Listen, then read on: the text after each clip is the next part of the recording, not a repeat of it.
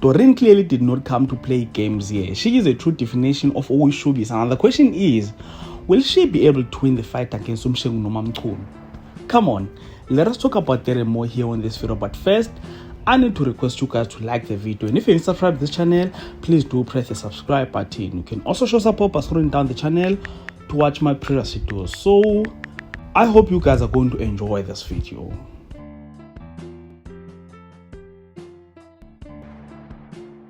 So Doreen finally managed to get Ncubeko out of prison, and I'm certain that we all can't wait to see what her next step is going to be.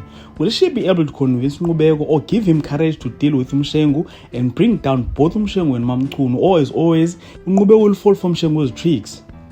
I don't know about you guys, but it looks like Doreen is determined to fight for her son and take down Umshengu and his family, because on one of the recent episodes of the show, she faced Umshengu and told him right in front of his family that he is nothing. In fact, she went to the whole Umshengu family one by one, from Tonga to Ndomiso to Tutuga to Mamchunu. So, as things stand, I doubt that Mamchunu will be able to let go of Ncubeko and Doreen. I think there's nothing that she won't do to try and bring them down. Phela, Mamchunu believes that Doreen killed her sister. Now that she believes that Ncubeko killed her son Tutuga, I think she will go after them. But then, these are just my predictions as the finale is nearing. Phela, this is one soapy that I enjoyed a lot, so I really hope that the build up to the finale will be as interesting and the finale will not disappoint as well. So ladies and gentlemen, with all of that being said, please comment on the comment section, share what are your thoughts about the arrival of Doreen on My Brother's Keeper. Also, do like this video if you enjoy content, subscribe to the channel if you're subscribed,